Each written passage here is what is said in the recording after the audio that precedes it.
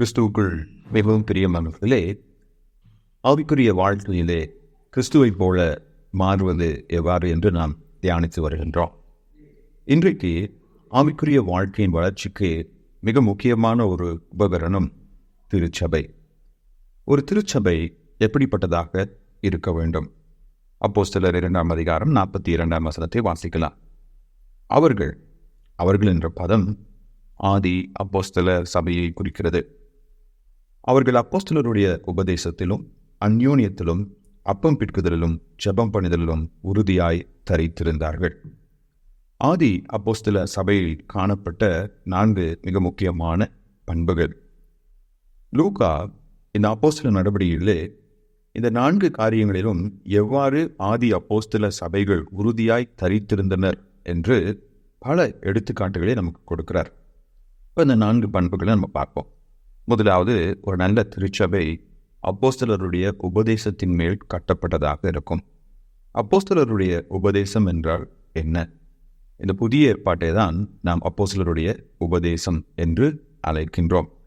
இயேசு கிறிஸ்துவானவர், பரிசுத்த ஆவியானவர் அப்போஸ்தலர்களுக்கு அருளப்படும் போது அவர் தாம் அவர்களுக்கு போதித்ததையும் தாம் அவர்களுக்கு போதிக்க விரும்புகிறதையும் அப்போஸ்தலர்களுக்கு எடுத்துரைப்பார் என்று கூறினார். அந்த பரிசுத்த ஆவியானவரின் வழிநடத்துதலினால், ஏவுதலினால் புதிய ஏற்பாடு எழுதப்பட்டிருக்கிறது. அதுதான் ஒரு சபையினுடைய அஸ்திபாரமாக இருக்க வேண்டும். முழு வேதாகமத்தின் அதிகாரத்திற்கும் குறிப்பாக நாம் பழைய ஏற்பாட்டை எவ்வாறு புரிந்து கொள்வது என்பதை புதிய ஏற்பாட்டிலிருந்து தான் கற்றுக்கொள்கின்றோம். எனவே அப்போஸ்தலருடைய உபதேசம், வேதத்தை பின்பற்றுகிற ஒரு சபை. இரண்டாவது, அந்யோன்யத்திலும் ஃபெலோஷிப். அப்போஸ்தலருடைய உபதேசமானது ஆவிக்குரிய ஐக்கியத்தை உண்டு பண்ணுகிறதாக இருக்கிறது. இன்றைக்கு அநேகர் சொல்லலாம், கொள்கைகளை பேசக்கூடாது, அன்பை பற்றி மட்டும்தான் நம்ம பேசணும் அப்படின்னு. எனக்கு அன்பானவர்களே, கொள்கை அற்ற அன்பு ஜீவனற்ற அன்பாக இருக்கிறது. அப்போஸ்தல உபதேசத்தின் அடிப்படையிலே கட்டப்படுகிற அன்பு மெய்யான அன்பாக இருக்கும். அவ்வாறு அப்போஸ்தல உபதேசமானது சபையிலே விசுவாசிகளுக்குள்ளாக அந்யோன்யத்தை பிறப்பிக்கும். அதாவது நாம் அனைவரும் ஒரு தாய் வயிற்றில் பிறந்தவர்களைப் போல ஒருவரை ஒருவர் சகோதர சகோதரிகளாய் ஏற்றுக்கொண்டு நேசிக்கும் அன்பு. மூன்றாவது, அப்பம் பிட்குதலிலும். இது ராபோஜனத்தை குறிக்கிறது. ஆதி அப்போஸ்தல சபையினர் ஒவ்வொரு முறை கூடி வந்த போதும் அவர்கள் அப்பம் பிட்குதலை, ராபோஜனத்தை தங்களுடைய ஆராதனையின் ஒரு பங்காக வைத்திருந்தனர். அதற்கு காரணம் என்ன? ஏனென்றால் அவர்கள் ஒவ்வொரு ஆராதனையும் கிறிஸ்துவின் பாடு மரணத்தையும் உயிர்த்தெழுதலையும் 2ஆம் வருகையும் நினைப்பூட்டுவதாக இருக்க வேண்டும். கிறிஸ்து இல்லையேல் சபை இல்லை, கிறிஸ்து இல்லையேல் ரட்சிப்பு இல்லை, கிறிஸ்து இல்லையேல் கிறிஸ்தவம் இல்லை. எனவே நம்முடைய சபைகள் இயேசு கிறிஸ்து நமக்காக என்ன செய்தார் என்பதின் மேல் கட்டப்பட்டதாக இருக்க வேண்டும். சுவிசேஷம் என்றால் என்ன? ஆண்டவராகிய இயேசு கிறிஸ்து பாவிகளாகிய நமக்காக மரித்து உயிர்த்தெழுந்து தம்மை விசுவாசிக்கிறவர்களை நித்திய வாழ்விற்குள்ளாக வழிநடத்த வல்லவராய் இருக்கிறார் என்பதே சுவிசேஷம். அந்த சுவிசேஷமானது ஒவ்வொரு ஆராதனையின் மையமாக இருக்க வேண்டும். நான்காவதாக, ஜெபம் பண்ணுதலிலும்.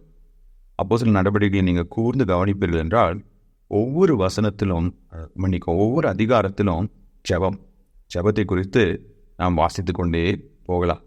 இப்போ இந்த 4 தன்மைகள் ஒரு சபையிலே நிறைந்திருக்க வேண்டும்.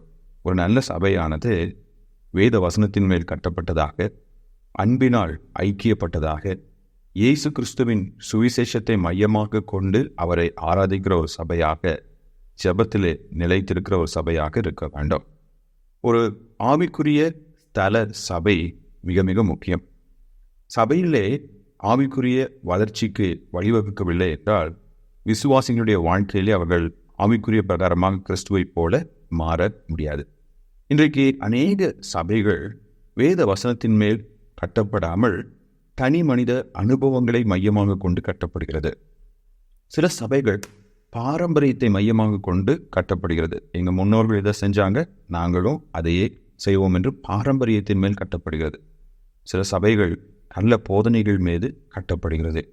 ஒரு சில சபைகள் மாத்திரம்தான் வேத சத்தியத்தின்படி வழிநடத்தப்படுகிறது. அவ்வாறு வேத சத்தியம் இருக்கிற பல சபைகளிலே அன்பு இல்லாமல் காணப்படுகிறது. எனக்கு தான் சத்தியம் தெரியும், எனக்கு தான் சரியான போதனை தெரியும் என்ற ஒரு ஆவிக்குரிய பெருமை. இல்லை என்றால் நான் தான் பரிசுத்தவான், என்னை தவிர மற்றவங்க எல்லாரும் என்னை விட தாழ்ந்தவங்க என்ற ஒரு மன மேட்டிமையான எண்ணம் அன்பை முறிக்கிறதாக இருக்கிறது.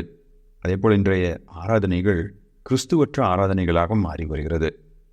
ஆராதனை என்பது மனிதர்களை திருப்திப்படுத்துவதற்காக ஏறெடுப்பது அல்ல. ஆராதனை என்பது ஒன்றான மெய் தேவன் நம்மிலே பிரியப்படும்படியாக வாழ்வது தான். அந்த வாழ்க்கை எப்போ வரும்?